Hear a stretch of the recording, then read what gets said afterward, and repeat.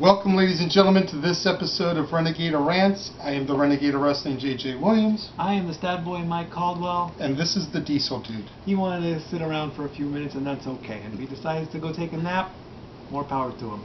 That's right. That's right. So we're here basically because over the weekend we went to see The Amazing Spider-Man. Spider-Man, Spider-Man, does whatever a spider can. So, and we told you about this. We're going to talk about it. That's right. Now, if you don't want to know spoilers, if you don't want to know what happened, we're going to give you 5 seconds. Go ahead and stop the video now. Thank you. We'll see you next time. Okay. Those of you that have stayed, thank you for watching. But before we get to the movie, we've got to talk about the previews. Let's go out to the kitchen. Let's go out to the kitchen. Let's go out to the kitchen to get ourselves a snack. Nachos. They do have good nachos at the theaters. They're alright. Freaking bags of Tostitos with like little Yours are things better of dip. though. Thank you. Yeah. First thing we have to talk about was part of the Regal Cinema's first look. This is the pre-show. And they gave us a first look at Elementary, which is a modern-day retelling of Sherlock Holmes. Yeah. With Johnny Lee Miller as Sherlock and Lucy Liu as Dr. Watson. Dr. Joan Watson. Yes. Not John Watson. Looks pretty interesting there. Take Sherlock Holmes, drop him into modern time, see how he figures out. Well, we don't know if he's the true Sherlock Holmes. We don't know if he's like a descendant of Sherlock Holmes. He's a Sherlock Holmes type because there have been plenty of Sherlock Holmes stories with the 2 Robert Downey movies. I believe there was a TV show involved on the BBC.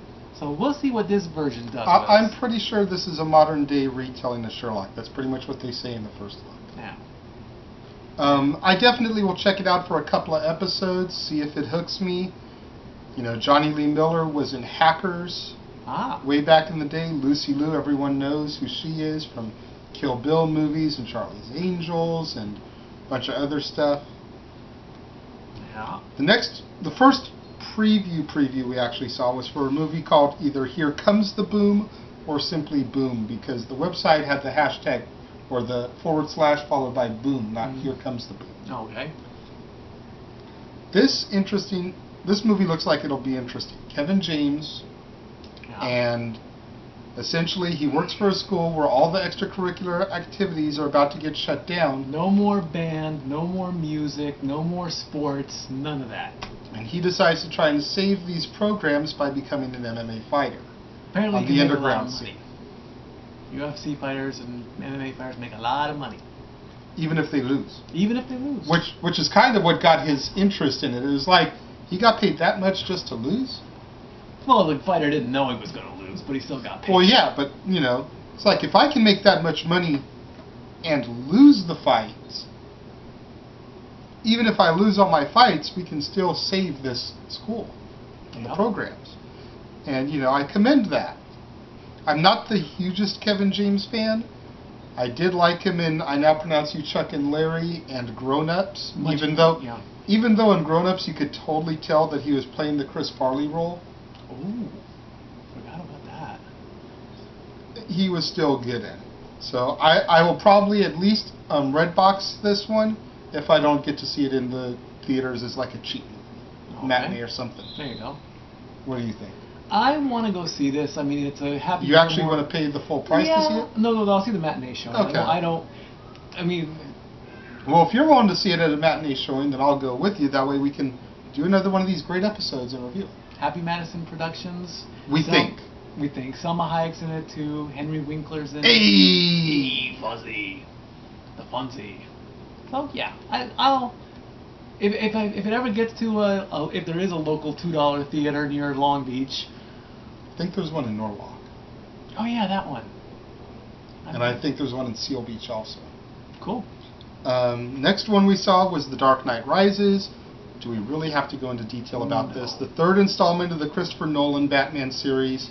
Christian Bale is Bruce / The Dark Knight. Anne Hathaway is Catwoman. Tom Hardy is Bane. Gary Oldman is Commissioner Gordon.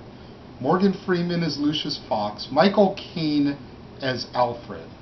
You know. I am actually looking forward to this. I'm not the biggest Batman person. I have admitted that before, but thanks to our other brother, Bruce, who has taught us the ways of the Dark Knight, it looks pretty good. And in fact, there's... You can see how big of a Batman fan I am right here. We got the complete 60s TV show, the Batman movie that came out of the 60s, the Batman anthology with the Tim Burton, Joel Schumacher films, and the hideous Batman and Robin. Batman Begins, The Dark Knight, and I even have Scooby-Doo meets Batman.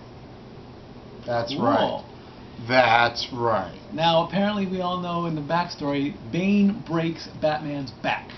Will this be part of the story in the movie? Bane kills Batman. He killed him. I thought he just broke his back. I didn't think he actually killed him. I've heard both. In any event, it'll be interesting to see where they go with the Bane character in this one, knowing that this is more than likely going to be the last one. He looks badass. He looks like one of the coolest movie villains. He's like 1 and 2 with the Joker, man. Joker and Bane, with Riddler and Two-Face right below them. Top. I disagree with you as far as ranking Bane up there, but each of us has their own opinion. Thank you. After that was The Bourne Legacy, the next installment of the Jason Bourne saga. This one without Matt Damon, though. Where are you, Matt? What are you doing? You tired of that character? I think that the whole Jason Bourne thing, now I haven't read any of the books, but I think Jason Bourne is essentially like John Doe. You know, just every super agent that comes out of this program is essentially Jason Bourne. And these agents are they make MMA fighters look like nothing. They are doing stuff that it's like, damn, I want to do that. They'll kill you with their pinky. That's how badass they are. They'll just shove your pinky right through your chest if they can do it. Next one we had was The Watch. This one looks really funny. Vince Vaughn. Ben Stiller, Vince Vaughn, and Jonah Hill leading an all-star comedy cast, if you will. Throw in some aliens, you got a good movie. It definitely looks like it'll be interesting from the trailers. I just hope when I see the movie I'm not disappointed. I do like Ben Stiller from time to time. I do like Vince Vaughn from time to time. I do like Jonah Hill. So everything right there should be a good movie. Then there's one called End of Watch, which I don't remember a whole lot of the details for. I think, wasn't that the one with the cops? Yes, thank you. Jake Gyllenhaal. Cops taking on the ordinary, simple, everyday cops taking on drug cartels. Yes. That is some scary shit. Yes. You don't need the military. You don't need Vice Squad. You don't need the National Guard. These are just a bulletproof vest and a Glock 9. That's all they've got against submachine guns, rocket launchers, AK-47s, drugs. Whoa! Damn, man, that is going to be one crazy movie. Pardon the yawn. Mikey didn't just bore me. I actually do seem interested in. I am interested in seeing this. I just needed to yawn. Damn, man, I don't know how they're going to do it. Then we got the preview for Total Recall, the remake of the Arnold Schwarzenegger classic. And of course, they have the lady with the 3 boobs. That's right. They didn't show the tits in the trailer because you can't do that because the previews are always for all audiences. But you knew it was her because she made the line about wishing that he had 3 hands. Yep. And even Schwarzenegger had said, while he was still when they were even filming, he goes, I think it was even TMZ, they went up, do they have the scene with the girl with the 3 boobs? Well, you can't have that scene without the movie, so, Yeah, you can't have the movie without that scene. I mean, that's what made the movie. Actually, a lot more made the movie. That was just icing on the proverbial cake. Yeah. And the last trailer we saw, which was actually mixed in with all the other ones, it's just the last one we're talking about because it's the only one we know for a fact that we won't go see. No. The final chapter of the Twilight Saga, Breaking Dawn Part 2, and the camera is rolling. Jade is going to be happy for me saying this, but this trailer actually almost made me want to go see the movie. Me and Jade had an argument many times about how I never wanted to see Twilight, oh I suck, I'm lame. It's like, no, the trailers for the other movies did not interest me whatsoever. No. I have since seen the original Twilight, I have seen New Moon, because of, negotiations with Jade and her saying that, well, you can't shit talk it until you see it. Okay, fine, I saw it. Now I'm shit talking it. The movies fucking suck. And she still got on you for that. But too. at least this movie trailer, had I not seen any of the other movies, and I had just seen this trailer, didn't know shit about it, I might actually have gone to see this movie. I really don't know much about it either. I'm just glad it's the last one because, yes? It's not the last one. They're talking about rebooting the franchise already. The last movie has yet to even hit theaters. It comes out in November, I believe. Yeah. They're already talking about rebooting the franchise because it made so much money. It made, Robert Pattinson, Taylor Lautner, and Kristen Stewart household names. They're already talking about rebooting it and starting fresh with 3 new people. Yikes. Because, it goes back to the whole, if it ain't broke, don't fix it. And ride the 15 minutes of fame as long as you can. As long as Twilight is popular, they're going to try and make money out of this. And I hope, even though I can't stand the franchise, I hope they're not making a mistake by doing this, because I think what made the franchise so successful to all the teenage girls and everything was the chemistry between these 3 people. Yeah. It's like, if they're going to redo this, they need to make sure they find 3 people with the chemistry. Okay. But like we said, I'm not going to see it. I'm not going to see it. I'm not going to hate against it. I will. You will. I will.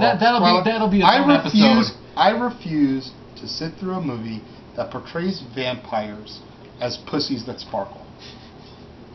Seriously, the special effects that they did with Jacob turned into the wolf, that shit was pretty badass. I even commended that with Jade. But you take Dracula, you take Lestat, you take these badass vampires from the past, and you reduce the whole species to sniveling, love-struck pussies that sparkle. No. I don't think so, Tim. But we're going to leave that for another episode on this channel. Let's get to the feature presentation. Alright, enough about that. Mm-hmm. It's time to get into the meat and potatoes of what you came for, our Spider-Man review. The Amazing Spider-Man. That's right, because you can't just call it Spider-Man. Right, that's what the other series was called. Spider-Man, Spider-Man 2, Spider-Man 3. So right there, The Amazing Spider-Man, kind of lends itself more to the comic books, and I like that. Yes. The thing I liked about that one, in the comic books, Spider-Man uses actually web shooters. They're not naturally coming out of his wrist like they did during the Tobey Maguire series. Yes, and you had Gwen Stacy as his love interest, who was his long-time love interest in the comic books. I mean, she was his love interest for years before Mary Jane even came into the picture. Right. They're already talking about this is going to be a trilogy, just like the original franchise. So I would say to introduce MJ maybe in the second film, kill off Gwen Stacy towards the end of the second film since she died in the comic books, and then have Peter and MJ get together in the third film. Another thing I noticed, I think they portrayed Peter a little bit younger as they did in the first series. I think the first series he was more like that first year of college. This one he was in high school. He was in high school in the first Spider-Man. Really? Yeah. First Spider-Man he was still in high school, and then the second one they started college. Okay. Yeah. And I think that's kind of where they're going to go here because, I believe in the origin story Peter got his powers in high school. Yeah. So whenever you tell the origin story, you got to go back to high school. There you go. Good casting also was in there. The variation of the origin story, though, I don't really think I liked. Which was? The whole Oscorp thing. Ah, Oscorp. I liked the way they told the origin story in the first one better. Where he was just in the lab and the they were just like on a field trip, It was all just coincidental. But this one, it's like Oscorp created Spider-Man, and so... Yeah. Yeah. It's like they knew these spiders had the ability to alter DNA. It's like, I just thought that was kind of dope. Okay. I like that. So of course he gets his powers. He knows, and also the actual webbing was also created by Oscorp. It's more of a super cable. Yes. Not like Spider cables, because yes. they're supposedly some of the strongest things out there. Spider cables can. That was kind of cool too. And Yeah. I've noticed in the cartoon franchise that sometimes Spider-Man would actually run out of the material. I was waiting for that to happen in the movie. It never really did. Maybe it'll happen. Maybe in one of the sequels, like he'll forget about it or something. I was a little bit bummed at the fact that there was no Norman Osborn in this, though. No he was mentioned, but not physically Never there. Apparently, he's dying. Yes. And which, again, to me, I told you this yesterday after we saw the movie. I don't think you can have Spider-Man without having Norman Osborn and the Green Goblin. It would be like having Batman without the Joker, Superman without Lex Luthor. There were a vast they go hand in hand. Yeah, there were a vast amount of villains in the Spider-Man universe. Just like there were in the Batman franchise. But when it comes down to it, the number one, public enemy number one, as it were, for Spider-Man has always been the Goblin. Followed probably by Venom. Yeah, probably. Then Lizard, and then whatever, and then you keep going. That was my only real issue with it. Is like, unless they're going to introduce the Goblin in some big dramatic fashion, kind of like they did with the Joker in the new Batman series, then I'm all for it. But right now, I'm like, where's the Goblin? There should be the Goblin. We don't know what's going to happen in parts 2 and 3 yet. There is a spoiler, or not a spoiler, but a post-credit scene. Yes. Basically, the Lizard, also known as Curt Connors, he's incarcerated and he gets a visitor. Yes. The credited name for this guy is the Man in the Shadows. And there's the backstory in the movie that we don't know what Peter Parker's parents were doing until you watch the whole movie and you get the whole genetic thing. This guy in the shadows comes up to Curt Connors and says, "Have you told Peter Parker about his family?" Curt Connors says, "No." And then there's a flash of lightning and the guy disappears. My first guess is that it was a character known as the Shocker, because I was thinking of the whole electricity lightning thing was his entrance and exit. However, Renegade, you think it's... Well, at first I thought it might have been the Goblin because I wasn't paying that much attention to the whole lightning thing. So you make a valid point with that now. It's like I didn't focus on that stuff. So this guy could be Norman Osborn, which we won't know yet. But that asks the question, then how does Norman Osborn know about Peter Parker from the beginning? Because Curt Connors and Robert Parker worked for Oscorp. See, you figure it out, just like that. Now, what did you think about some of the casting? What did you think about Martin Sheen and Sally Field as Aunt May and Uncle Ben? They were very good. They were. Sally Field did a great job. She did, the Aunt May type, the caring. It's like, staying up for Peter till like late hours in the day. Martin Sheen did I think he would have played a better father type. He tried to be the father type, even though Richard Parker had gone away. But you couldn't have. I don't think you could have gone any better with those two. They worked well together. Was it Richard or Robert? Because I said Robert, and you just said Richard. I'm confused. I think it's Richard. Okay. If it is, I apologize for getting the name wrong. But, they did a great job. You can't go any better. When I found out that those two were playing these characters, I almost wondered if that's why they cast who they cast for the Man of Steel reboot. Because you've heard about that, right? Remind me. The adoptive parents for Clark Kent are going to be played by Kevin Costner and Diane Lane. It's like, again, you got two solid actors as the foundation for the growth that these characters have to go through, Kevin both Costner Peter and as Clark. Jonathan Kent. Yeah. I'm gonna have to look into that one. I'm gonna have to look at Diane Lane. Don't know much about her that much, so. How do you not know about Diane Lane? I gotta click off the show. My show just as much as it is yours. Okay, so out of a 10 rating system, what would you give The Amazing Spider-Man? I will give it a 9. Really? I will give it a 9. I'm going to give it a 7. Okay. I definitely think that there's room for improvement. Like I said, there's things from the first movie of the original franchise and the origin story that I liked better than this version. There's some things I liked better about this version that I liked over the other version. The other version, the Tobey Maguire version, catered more to the casual fan. You know, it was very fast-paced, very action-packed. That's part of why they gave you MJ, was because more people know about Mary Jane than Gwen Stacy. Right. You know, but I liked the authenticity of this one better. Right. I preferred the origin story in the other one. I like Dennis Leary as Captain Stacy in this one, even though I said to you the other day, he would have been a good choice for Norman Osborn.